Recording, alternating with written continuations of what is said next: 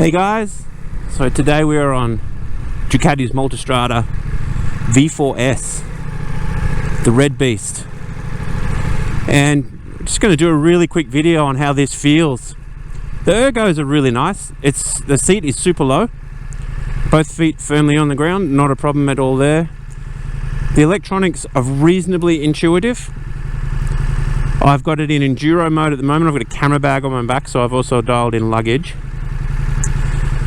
I've got traction control at performance, which is the least intrusive, and you can turn it off completely if you like. And I have ABS turned off at the rear. So one thing I found interesting with this bike so far is that the early roll-on is almost subdued. It's quite friendly, and it makes picking your way through difficult stuff, not this, but difficult stuff, really simple. And then that sort of has a second strata to it, which steps you up into a really strong mid-range. It's not a big scoop. It's quite an interesting gradual jump up, and somehow they've managed to maintain a really controllable output at low revs in tricky stuff, but not sacrifice anything. Just as you get out of that, it becomes really quite lively and extremely strong, and it sounds amazing with the Akrapovic on there. So let's take off and have a feel, see how it goes around corners and stops and things. Hopefully we don't hit a wallaby. So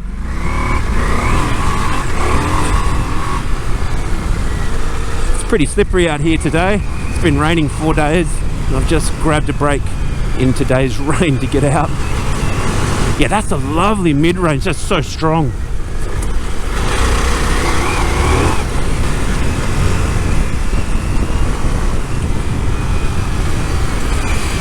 So your knees are split by the tank quite wide, which makes it a little bit uncomfortable to get forward.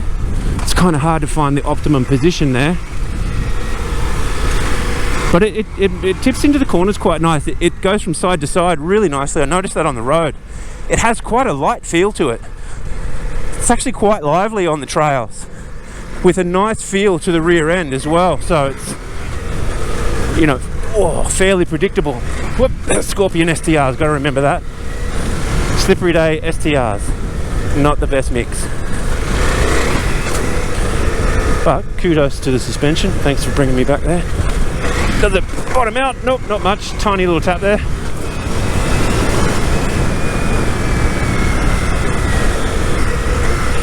I did enjoy the Multistrada Enduro when it was out. I rode the first version a fair bit, and I really liked it. It was an interesting bike. It's a great travel bike because supremely comfortable on long stretches, and then just ate up stuff like this quite easily. If you do, if you try and push it, they're energy sapping, these big bikes. There's no two ways about it. But if you're traveling, as I imagine I am imitating a traveler right now, sitting and relaxing, you can see a heck of a lot of the world on tracks like this.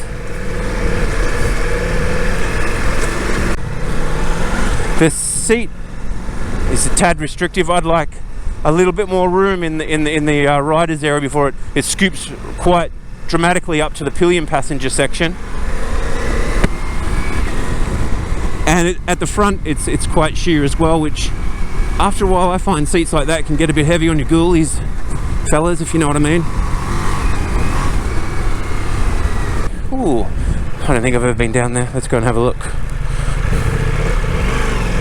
Hopefully it's not underwater. And again, now this is a big bike, but that early engine output, like here where I'm just pottering around, there's no real jerky movements. It's really easy to control. When you've got a high output engine, even when you stick it in the off-road modes and it sort of brings it down a bit, better stand up and show some sort of technique down through here in case the kids are watching. Honestly, kids, if you're watching me, you should probably just go and play PlayStation.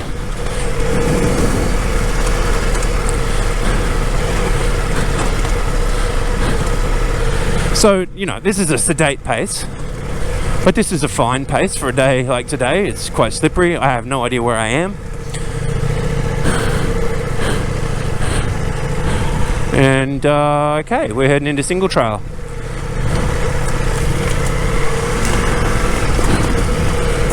I would say quite the limiting factor here will be the STRs, which are a reasonable all-rounder tyre, but not so great for wet stuff. Now, this is an enduro track. That's pretty clear. Oh, it's pretty wide though. Got some ruttage. Can feel the ABS intervening a tad early at the front there, I'd say. Oh, slippery.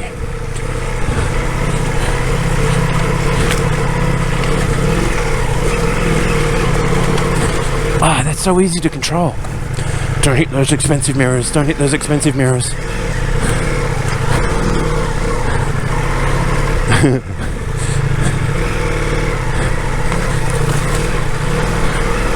Huh. That's actually pretty fun. Alright. Yeah, of course, you know, yes, that's energy sapping. That's not where this bike was made to be ridden. And yes, on a post $35,000 or $30,000 bike, I can't remember what the price is off the top of my head. I'll maybe display it on the screen somewhere with some magic. I don't really want to go scraping this thing anywhere, especially since I do not own it. But again, this little picky stuff, there's not a drama here. I mean, we're always talking about horsepower, but I don't want it here. And if I've got it, I want it to be controllable. I really don't want it to make its presence known at inopportune moments. And the Ducati seems to understand this well. Oh, it's only a short section. I can't remember what's down here though.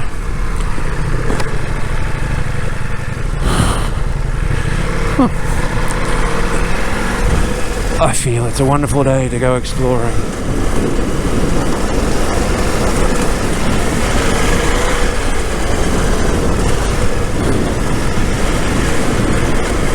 So there are an awful lot of guys who would find this kind of track as challenging as they feel they want or need to tackle on the average ride.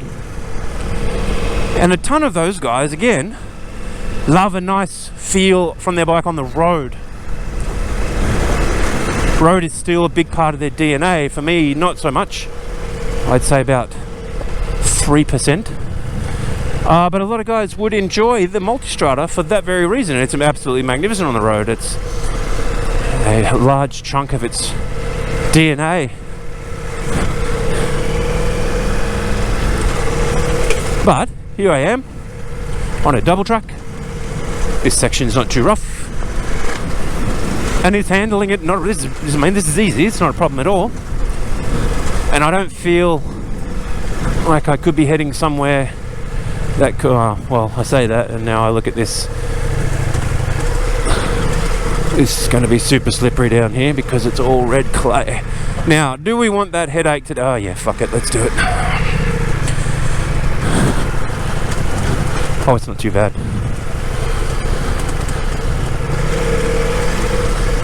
How is it I've never been here?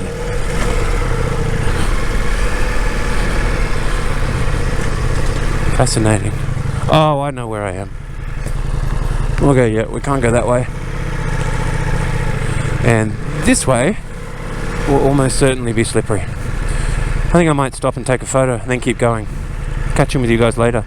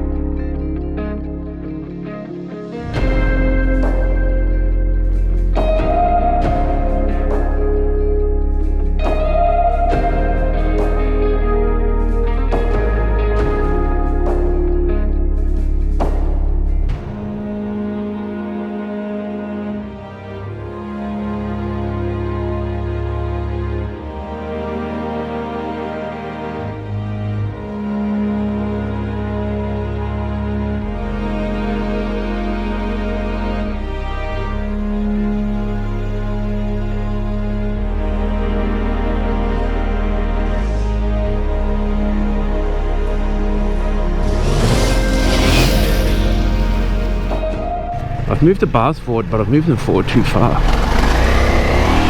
What a numpty! So I didn't get that gig as a mechanic. It is nicer standing up than with them forward, but yeah, I've gone too far. I'll rectify that in a minute.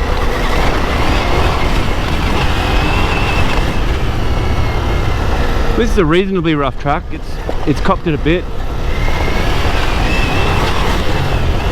through the recent rains and whatnot. But this engine's so nice and the gearbox is beautiful. I've got it on low power setting, which I hadn't tried before. To be honest, it just makes everything a lot easier. I was finding it a bit fatiguing hanging on, and oh, that was a hit. Right to the underbelly. Did you hurt your balls? Hey, why don't we try? I think this feels good. We should try some single trail. There's no point in really doing single trail because you don't need to ever ride this in single trail. It's not what it's built for. But it is really nice to ride on the dirt. I would say that I am limiting myself more so because I've got the STRs on, the Pirelli STRs, Scorpion Rallies, than any other reason, particularly when you hit wet red clay. You know, it's a 19-inch front wheel, so you have to be aware of that. If you want to take on little culverts like these, you're going to get a fair jolt. You get deflections from bigger rocks and whatnot. God damn, I hate wet clay. It's not wet clay, is it? It's wet dirt. Wet dirt is clay? Is that correct? I don't know things. I hit my head a lot. I'm best just not to ponder.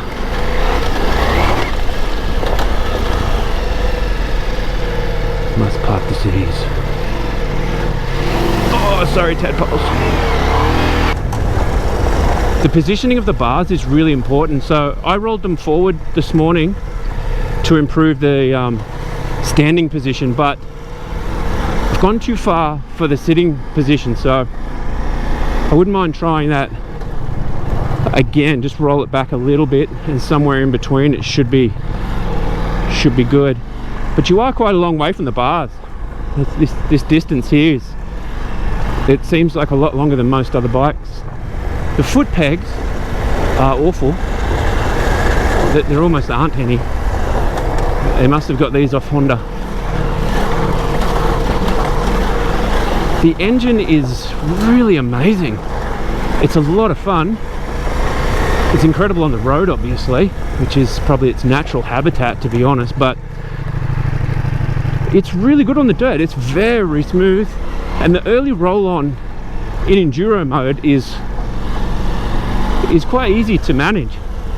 It allows you to pick your way through different terrains. The gearbox is a beautiful feel to it, really positive click in with the quick shifter.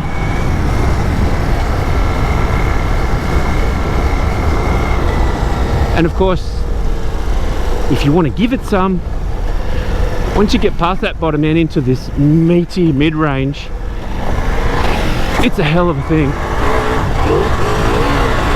Yes. I mean, oh, that's so good. It's not super practical,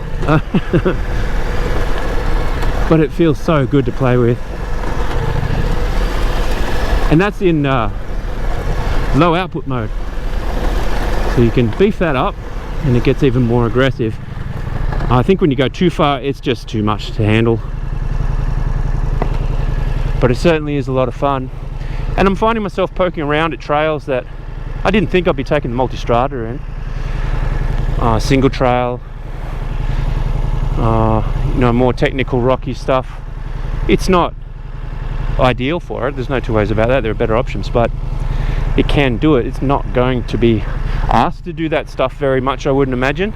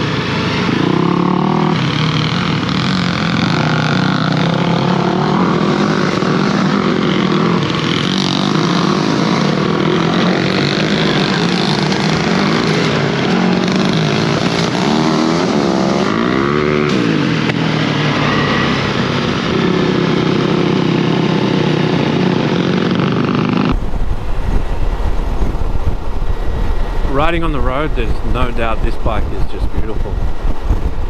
In sport mode, it's so responsive. It's a really nice linear, strong push. It's really exciting. It's a lot of fun, and it does move from side to side very easily. There's no doubt this bike is 80% at least road. Where are you going? It's pathological. I got this pathological mistrust of cars.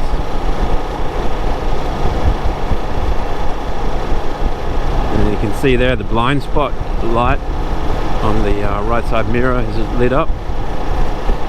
There's a squid in a blue car threatening my personal space. Get away! It's a microaggression. It's a Skoda. There's no doubt this bike is born to ride more road miles than off-road miles. I mean, it's just amazing on the road. It's beautiful. But I can't discount the fact that it's actually really good to ride on the dirt.